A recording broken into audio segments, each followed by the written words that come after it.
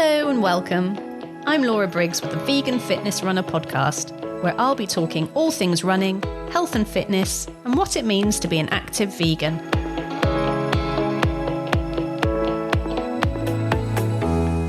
My guest on this episode of Vegan Fitness Runner is Nicky Chrascina. She's a record-holding ultra-marathoner who's completed the likes of the Marathon Des Sables, the Marathon of the Sands, Alps to Ocean, South Africa's Comrades Ultra, and more recently the Mustang Mountain Trail in Nepal. She's also the founder of colourful activewear brand Flanci. Hey Nicky, how are you? I'm fine, how are you? I'm all right, but you are just getting over some more ultra runs that you've done quite recently. Do you want to tell me a little bit about those? So I got back from Nepal just under 2 weeks ago, having run the Mustang Trail Ultra, which was an 8-day high-altitude staged race of about 115 miles. And it was absolutely amazing. It sounds incredible. And Nepal isn't the first overseas ultra you've done either, is it? You've done a lot of this kind of running. Do you want to talk me through maybe some of the other amazing ultras that you've done over the years? Yes, sure. So I love a multi-day stage event. I just love the camaraderie on these. So I've done several now. The first one being the Marathon Des Sables in Morocco. And I then did the Trans-Britain Ultra in the UK, which was from Gretna Green to Roof in North Wales. I've done the Grand to Grand Ultra in America, which was from the base of the from the rim of the Grand Canyon to the Grand Staircase up in Utah. I've done the Alps to Ocean Ultra in New Zealand, which was actually along a cycleway called the Alps to Ocean Cycleway, although we did some detouring off into the mountains. And that was from the base of Mount Cook to Oamaru on the South Island. Last year in September, I did the Atacama Desert Ultra with a company called Racing the Planet. And then obviously I've just come back from Nepal. And I have the next one already in the diary. And it's just amazing how many multi-day races you've done. And there must be some kind of appeal to you to go away and do a run. Is that something that you're quite passionate about, going and seeing new places? It's a great way to see the world, because when you do these races, you actually have access to parts of the countryside that Joe Public does not have access to. So, for example, when we did the Grand to Grand Ultra, we started at the rim of the Grand Canyon, but it was on a private farm, so there were absolutely zero tourists there. And we had the whole afternoon and dinner on the edge of the canyon, just the group, basically. And it was just amazing. And, crossing private lands that people don't have access to, and just being able to see things that people generally cannot get to see. And I think that's the appeal. And I've always loved traveling anyway. So why not combine two of your passions, which are running and travel? Absolutely. And I think, like you say, running, this way, you get to see parts of the world that you wouldn't ordinarily see. How big generally are the groups that you go away with to do these runs? Are they pretty big, or is it just quite a select number of people? Quite variable, actually. So the largest group was with the Marathon Des Sables. There were 1,200 runners, which was too big, really, because you never really got to meet anybody apart from your campmates or your tent mates and maybe the tent behind you. And then the smallest one I did was the Trans-Britain Ultra, which was a mere 12 runners, which was fantastic because you got to know everyone very, very well. But it's variable. When I did America, New Zealand and Chile, they were all around about 120, 150 people. And then Nepal, again, we were down to 33 runners. And that was really because of the accommodation and logistics. We were staying in very, very basic tea houses and teeny tiny little villages way up in the mountains with no roads. So they can obviously only take a number of people where they can provide accommodation for. So again, a small group, but I much prefer the small groups. And I suppose with those small groups as well, Nicky, you kind of form bonds with people that you might not form if it's something like, say, the Marathon Des Sables, for example. Do you find that you make better friendships when they're those smaller groups of runners? I would say so, yes, because you're thrown in together. You're forced to speak to people that you wouldn't normally speak to. So, for example, in Nepal, we had 3 seriously good top Nepalese runners in our group. And these are people I wouldn't normally mix with because, they are super elite runners. But we were all together, all eating together, having cups of tea together, and you really got to know them as human beings and regular people, despite them having these most amazing running talents. And that was what is so fantastic about these runs. And again, we had a pilot up to Medicine Sans Frontier consultant to an author. And so all sorts of walks of life. Again, you're on this run in Nepal, and it's just amazing to be able to mix with people with such interesting backgrounds that you wouldn't normally meet. And do you find that you learn quite a few tips for your ultra running yes. when you come away? From that, there's, like you say, there's the elites, and then there's maybe the people that haven't done that many ultras perhaps, but you must come away with new tips and ways that people run a race that you possibly hadn't thought of before. Is there anything that you've learnt on these ultras that you can share with us now? Yeah, I mean, it's funny because you learn how to do things and also how absolutely not to do things as well. So yeah, you can learn from both ends of the spectrum. We had a lovely lady on the run with us. She's quite a well-known nutritionist in the UK. In fact, she does all the nutrition for Damien Hall, a lady called Renee MacDonald. And she's written several books on nutrition. And she was absolutely fascinating to listen to about how to manage nutrition while doing multi-day events. In fact, I am going to buy her one of her latest books. And she was really interesting to learn how to feed properly and what have you, because I don't always get everything right. And then there were at the other end of the spectrum, those people that, bearing in mind that we were running at altitude, that are incredibly good runners, but just take off way too fast and just don't know how to self-manage themselves. Because when you're doing a multi-day stage race, it's all about self-management. And often it's the hare and the tortoise. And it's not always the hare that comes out on top in these things. And that proved to be the case in this race I've just done. And we've spoken before, Nicky. We know each other quite well, don't we? And you've often said to me, and I've said to you, that we are the tortoise out of the hare and the tortoise. We're the back of the pack runners. But that doesn't necessarily mean that we can't get to that finish line, does it? Absolutely not. How is what is your style of running, and how would you describe it to people listening? I'm one of these people that I do these things completely for enjoyment. I am not there to win. I'm there to have a fantastic time, meet lots of people, see beautiful scenery, and take lots of photographs. And that's what I'm all about. I love encouraging people to have a go. These events might attract elite runners, but if you're reasonably fit and have got a very, very strong mind, I think anybody can get through these things. It's just literally one foot in front of the other, making sure you look after yourself, have a good sense of humour, a good attitude. And I think that most people can actually do these events. I mean, you're busy training at the moment for the spine, and I know you're going to finish it because you've got that sort of good attitude. You don't have to be the fittest person out there. Sorry, not the spine, the Dragon's Back. Dragon's Back race, yeah. I know. I'm trying not to think about it too much, but thanks for reminding me. A lot of this is about having good attitude and going in there, not expecting to win, because we don't go to these things to expect to win. We just want to finish them with a big smile on our faces. And I think a lot of good attitude and things like that help people get through. So I think a lot of these events are there for everybody, but people are just too scared to try them. And that's a really positive message because, these events are for everybody, aren't they? And I know you personally have run well over 100 marathons, which has put you in the 100 Marathon Club. And you're going to have to remind me of the statistics, but you got there with something like the most number of miles run, didn't you? Yeah, so I got into the 100 Marathon Club. Oh, crikey, I think it was 2018, 2019, something like that. And I'm the UK women's record holder for running the most miles to actually qualify to go into the club. So obviously the minimum miles that you can do to get into the club is 2,620, whatever it is.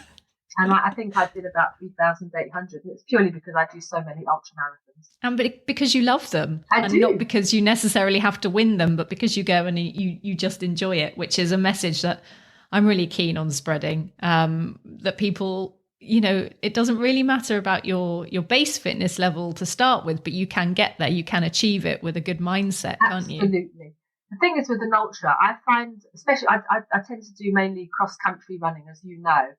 I find the pressure is not there as much as, say, a road marathon, where you've genuinely got quite a strict cutoff, not necessarily something like London, but the majority of road marathons have cutoffs, which immediately puts pressure onto people.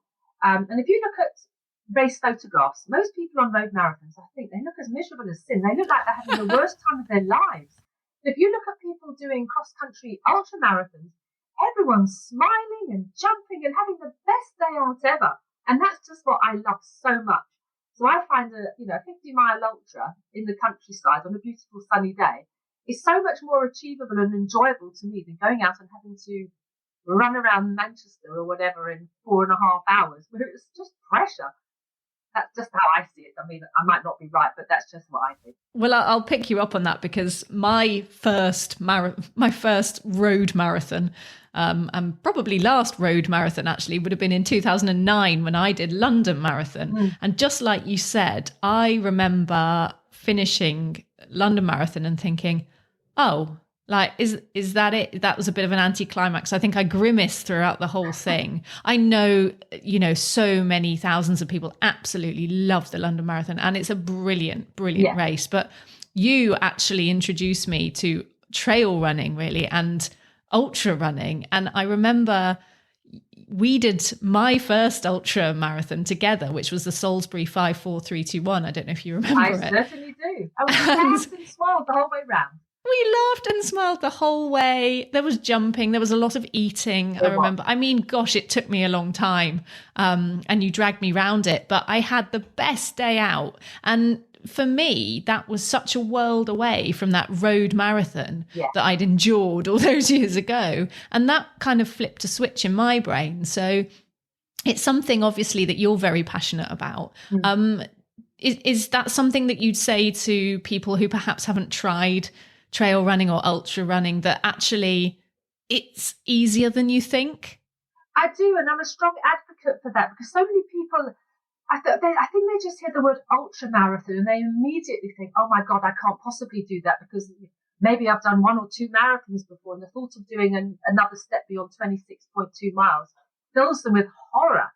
But it depends on their first experience. If it has been a road marathon, it's just so different to being outside in the countryside on the hills. And of course, the aid stations on ultras are usually fantastic. They're just movable picnics. So you can walk all the hills, you can trot the flats and the downs, and you can fill your boots at the aid stations. I mean, it's brilliant. And I find trail runners so much happier than road runners. I just do. It's because we eat more, I think. I think so. Can you tell me a little bit about your kind of, I say nutrition plan very loosely, because I know that we just like to kind of stuff our faces a little bit on the trails, but do you have any foods that you particularly like to eat, or is there anything that you would recommend to ultra runners that you think are important things to take on during a race? During a race. So my preferred drink or powder in my bottles is Active Root, which is a ginger-based drink, and it's got all your electrolytes in, it's got your sugars, your salts, and what have you. I like Active Root because it's not too sweet, but it has got flavour and it's got everything that I need. And also, if you're prone to tummy upsets, I think the ginger in it really does settle the stomach. So that is most definitely my go-to drink of choice in my bottles. Food-wise, if I'm carrying my own food, I will often make things. I tend to prefer salty stuff. So I'll take things like pepperami, Marmite sandwiches, salted peanuts, salted crisps, biltong. So I definitely favour your more salty things. I'm not really a sweet person when it comes to the long distance running. I mean, if there is fruit on offer at the aid stations, I often, I love a piece of orange or watermelon. That seems to slip down well, but I tend to veer away from the cakes and the sweets, because I just find that it just doesn't sit well with me. I much prefer the salty stuff. And there's nothing better than at the end of an ultra to have a big fat pint of cider. I was just going to ask you actually, before the cider, with all the salty stuff that you're eating during a run, Do you find that you have to then up your hydration because you obviously are eating all that salt that maybe you need to kind of flush some of it out, or do you find that your body just really needs that salt because the amount you're sweating during the run? To be honest, Laura, I haven't actually noticed that I drink anymore. I tend to drink regularly anyway, so I try and have a sip or two every couple of minutes, every 5 or 6 minutes. Sure. Because once you feel thirsty, it's obviously too late. So I tend not to get thirsty on these runs. I think just purely because I am sipping constantly. Yeah, but I suppose if it's a hot day, you're going to naturally drink more anyway. I do sweat quite a bit, especially as I tend to wear a small backpack on anything beyond an hour's run. So, your back gets really, really sweaty with the backpack on there. So, yeah, and it's really easy to forget to drink, isn't it? So I think if you've got it in your head that you take a sip, like you say, every couple of miles or so, or just keep at it. Yeah. Even if you don't want to, really, that hydration is super important. Winter, I find it more difficult to drink, and I think because it's colder, you don't tend to feel as thirsty. So it's more in the winter time, I really have to remind myself to drink, whereas in the summer, it just comes more naturally. Yeah, I hear what you're saying there. I think you forget, don't you? Think almost your body doesn't need it because you're a lot cooler. Yeah. I know in summer, I just feel like I can never carry enough water, actually, or, a sports drink or whatever it is. Yeah.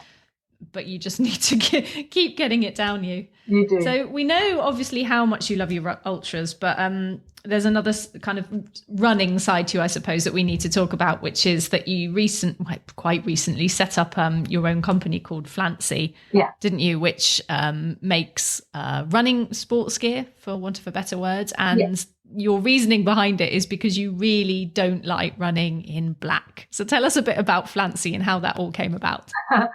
So, yes, I love a bit of colour. No one ever said to anybody, "I love your black leggings." And for those people that run, big city marathons and you have your race photographs, it's quite difficult to pick people out when everyone's wearing black. But if you're wearing something really bright and colourful, photographers pick you out and you can come home with some fantastic photographs. But I've always been rather partial to a skort, and I used to buy my skorts from a company in America. The quality wasn't terribly good and they were very, very short. I've got quite chunky legs, so I prefer my shorts a little bit longer, and I prefer my skirt to cover my bum properly.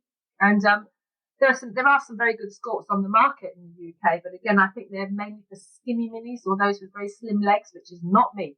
So we launched Flanci Activewear at the National Running Show in 2019, mainly with our skorts, but obviously leggings, capris, shorts were in there as well.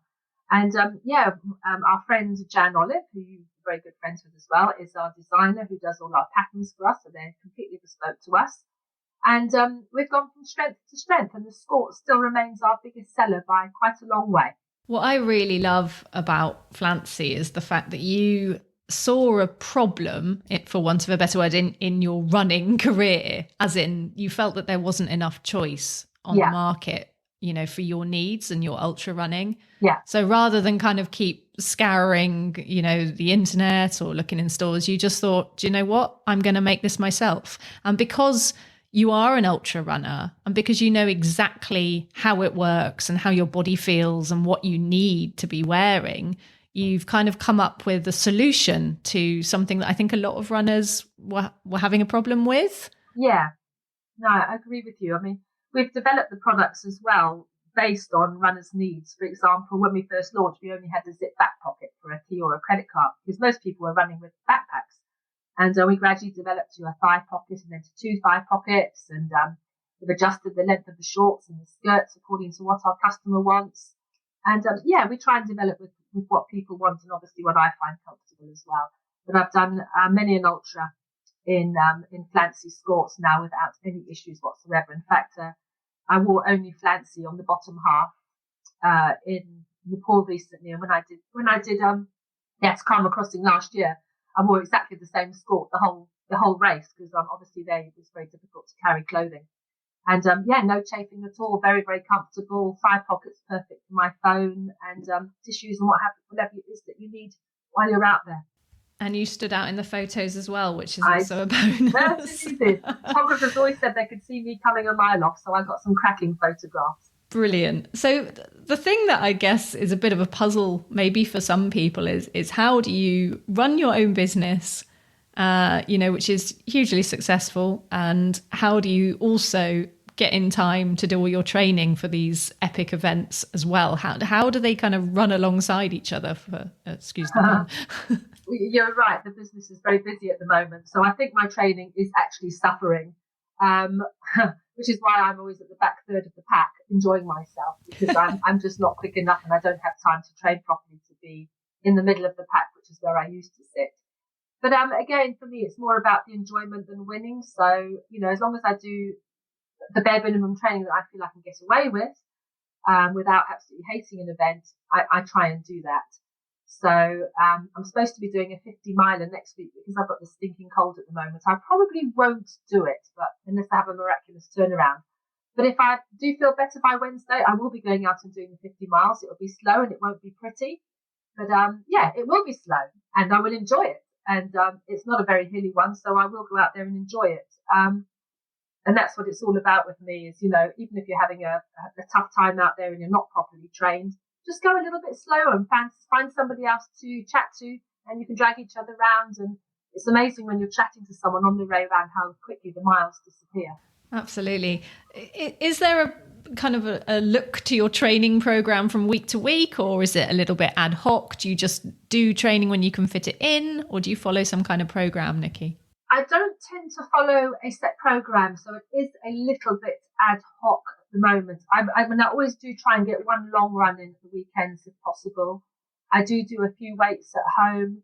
I occasionally go on the stationary bike at home. And we've got a dog, as you know, so I do quite a lot of dog walking. So I'm probably walking 10 miles a week with Billy. And if I can, I'll try and do some hill work as well. So it is ad hoc, but it is sort of a loose plan as well, if you see what I mean.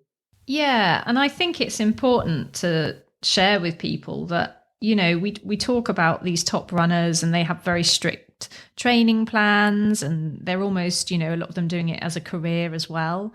And that looks very different to how, a working person can fit these things into their day. But it doesn't mean that you can't achieve the same goal, albeit maybe a little bit slower. Yeah. It just means you have to really tailor your training to your life, doesn't it? Exactly. But it's still entirely possible to fit in bits where you can and still maintain a certain level of fitness. Absolutely. I mean, if I was a little bit more strict with myself, I would probably get up at 5 a.m. and go for my longer runs. But I quite like my bed in the morning. Don't we all? Yeah.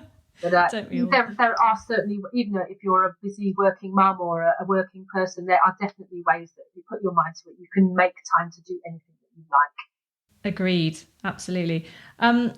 I think it needs to be told, actually, Nicky, the story about how you actually got into running marathons in the first place. Maybe we should have started with this, but tell me the story behind what made you run your first marathon.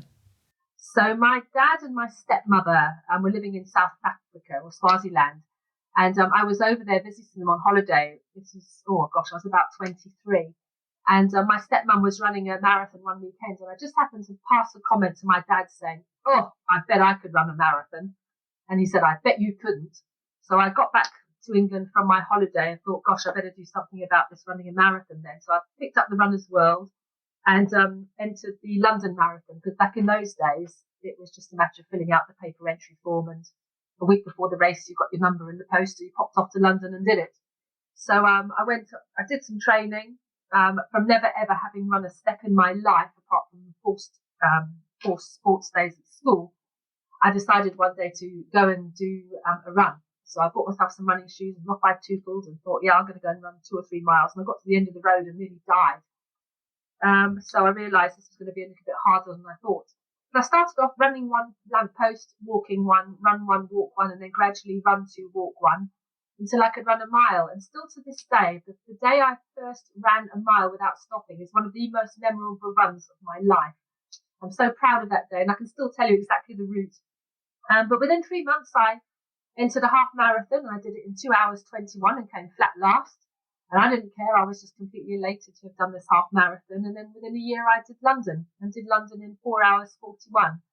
And that was my running. how it started.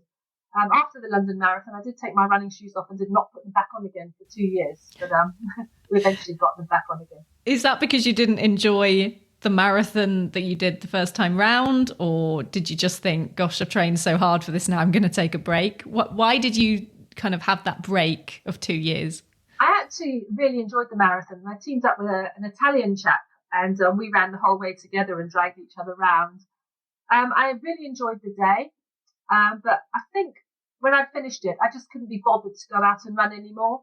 I ticked the box. I'd won the bet, although my dad has still not paid me the wager. I just sort of, done that, been there, done that, achieved what I'd intended to achieve. But I think my weight started piling on afterwards. So that's what drove me to run another London Marathon a couple of years later. I mean, from going from one London Marathon to all these ultras that you now have under your belt, and let's face it, some of the world's most well-known ultras as well, that's quite a big leap. You must have had to ramp up your running to, an extent that beforehand you possibly would never have foreseen. How did that happen? Did you just suddenly think one day, right, this is it, I'm just going to go out running every day? Or was it gradually? I just gradually started doing marathons without even realizing how many I'd actually done. And of course, it was, I did Paris, I did Dublin and things like that. So it was always incorporated into a holiday. But I saw a documentary on Channel 4 about the Marathon Des Sables. Oh gosh, it must be about 15 years ago now. And I thought, wow, I didn't even know that these sorts of events existed. I thought that looks great. So on the Monday morning, I contacted the MDS organisers and got my name down onto the waiting list. And then I thought, I've really got to do some serious running now. So I started entering the three-day multi-days that they have in the UK. So I did the Druids, I did the Pilgrims, I did the Atlantic Coastal Challenge and the Jurassic Coastal Challenge, which are all three-day multi-dayers. And they were all cross-country, and I absolutely loved them. And I thought, I just suddenly saw that there was life beyond road running. And, the dirtier and the muddier, the better. And I just absolutely loved it. And that's when I really decided to start doing a lot more running than I was doing previously. And the 100 Marathon Club, that just sort of came about by accident, really. Somebody just said to me, was I aiming for the 100 Marathon Club? And I said that I wasn't. They said, well, you must be nearly at the 100 marathons. And I didn't have a clue how many marathons I'd actually done. So I added them up, and I think I was on about 72, which really shocked me. And that includes the ultras as well. And that's when I decided to go for the 100 Marathon Club. So I'm on 122 now, I think. Gosh, wow. That's amazing. And you said that the muddier and dirtier and tougher the race was, or is, the more you love it. Is that because you feel like you really have to challenge yourself to get that high now? I think so. And they're just so much more fun. And I think that the filthy, dirty, muddy, tough races don't attract that many people. And I don't like the massive crowds of, big road runs. So I think that's also the appeal, is that you've got smaller events, more personal, you get to know people. And they're just so much more fun. No one gives, damn what you look like or where you come, but you just go out there and have a good time. It's definitely a leveler, isn't it, running an ultra? Yeah, you meet so many different types of people. Like you said before, on your multi-day events, you meet people from all walks of life, from all levels and abilities, and yet you are all put together and you all have to rub along and get on with it. And yeah, it really does level the playing field, which is certainly why I love ultra running. I think the people make it. Absolutely. And I also think it makes you appreciate the small things in life, like a hot shower, a hot cup of tea, just little things, putting on a pair of clean socks. It's just little things like that that remind you that, you don't need all these expensive, fantastic ways of life to actually have a good time, but you appreciate the smaller things in life when you go back to basics. Certainly find that with the big multi-dayers. Sure. So on a multi-day event then, Nicky, if you can take one thing with you that would be your kind of little luxury for the race, what kind of thing would that be? It's always the same thing, and it's always one of those little tiny miniature cans of deodorant. Oh, so you smell good. When well, I smell good, or it just covers a multitude of sins because you actually don't shower on these things for a whole week. But, No, that's a it makes really me feel good point. Yeah, that's actually, I would never have thought of that, to be honest with you. I'm trying to think what mine is. I think it's a dry pair of socks. I usually take 2 or 3 pairs of socks. So yeah, you alternate them, and then there's usually a wet pair hanging on the back of your pack that you've rinsed through. Or maybe for me as well, maybe a mini like face moisturizer. I think that would be good. Absolutely. Because you get really dry and wind burnt, don't you on these things? You do. It's the small things that make you smile. Totally. Yeah. Amazing. So you're kind of an old hand at these ultra runs now, Nicky. You've done so many, hundreds and hundreds of races. If somebody came to you now, like I did back in the early days, and said, I'm maybe thinking about doing an ultra, but I'm not very confident. You know, I remember you took me under your wing. You said, yeah, you can do this. What would you say to somebody who was perhaps taking their first steps into ultra training? What would you advise them to do in the first instance? To go in with the right attitude and make sure that they're going to enjoy it. Because if they're going to go out there and hate it, there's no point. You need to don't tick the ultra box just because you fancy it. Do it because you really want to have a go at it. And go in with the right mental attitude and just enjoy your training and enjoy the day. And is there any kind of training tips you could give somebody who's if you're going to be doing a trail ultra, get out there on the hills and do some hill work, because my God, it makes your life so much easier. I've done a few hilly runs now where I've been undertrained, and it's such hard work. I mean, it's sweet relief at the end. And at the end of it, you think, wow, I'm so glad I finished it. You know, I don't know if I had an enjoyable time. I mean, you've always enjoyed it a week later when the pain's gone, but do some hill work. Definitely get out there, whether it's walking hills or just doing some basic hill training.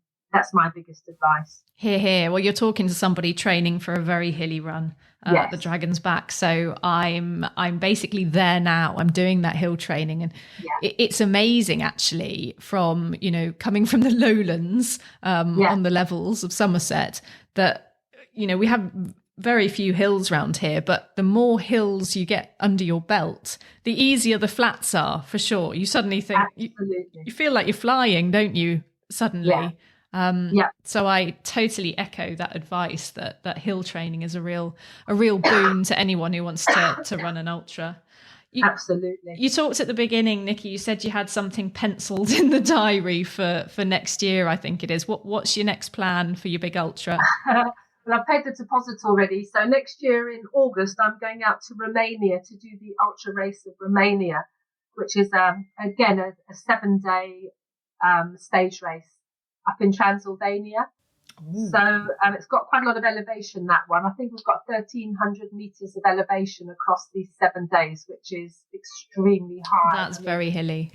Yeah, we did 11,000 meters of elevation in Nepal, which was tough, although that was at altitude. But Romania is going to be extremely tough as well, especially as we have to carry everything on our back for that race, because it is a self-sufficient one, non-supported. But it should be beautiful. We won't be at altitude, and it's in August, so the weather should be fantastic, albeit a little bit warm. But my advice to myself is get some hill training in. Definitely. Look, you've done so many different races, and it must be really hard to choose just one. But if you were to pick your top ultra marathon, what would it be? Oh, crikey. Top road ultra would have to be the Comrades Marathon, because obviously road is very, very different to trail. So road would have to be the Comrades in South Africa. I've completed that 4 times, and mainly because the roads are closed for the race. It's the atmosphere is just absolutely incredible. It is a large road race, but it's just got the most amazing atmosphere. And because I was brought up in Southern Africa, it holds a place in my heart. As far as all the races I've done, what is my favourite? Well, for the moment, my favourite's got to be the Mustang Trail Ultra, probably because it's still so fresh in my mind, and I just thought it was the most incredible race. It was absolutely jaw-droppingly beautiful. The toughest race I have ever done. But the organisation was absolutely amazing. We couldn't want for anything. The support we had was superb. We didn't have to carry anything except our day packs, which was a real bonus. And it was just absolutely fantastic. And the company I went with actually do another race in Nepal called the Manaslu Trail Ultra. And surprise, surprise, I'm actually looking at that one now as my one after Romania. That is no surprise. And one thing I will say about you, Nicky, is every time you do one of these races, you come back and you tell me it was the toughest race you've ever done. So either they're getting harder or you just can't remember the others. Probably a bit of that as well. Absolutely. Well, look, I'm really excited that you've put your name down for Romania next year, because that sounds phenomenal. Well, I think you should come with us. Well, who knows? Let me see if I'm still in one piece after the Dragon's Back race, because that may break me. That's definitely at the forefront of my mind, just trying to survive that one at the minute. But we'll no doubt go on some phenomenal training runs together before that. So it would be nice to catch up with you then, and maybe we can talk a bit more about running when we're out on the trails together. We will. Nicky, it's been an absolute pleasure talking to you. You're a phenomenon, and I'm in awe of how many marathons and ultras that you've run. Please keep running, and look forward to speaking to you very soon. Thanks, Laura. Pleasure. Take care. Bye-bye. Thanks so much for listening, and don't forget to leave a review for the Vegan Fitness Runner podcast. Please subscribe if you don't want to miss an episode, and remember you can find out more about all my guests and further information on all the topics covered over on the website veganfitnessrunner.com. Thanks again, and bye for now.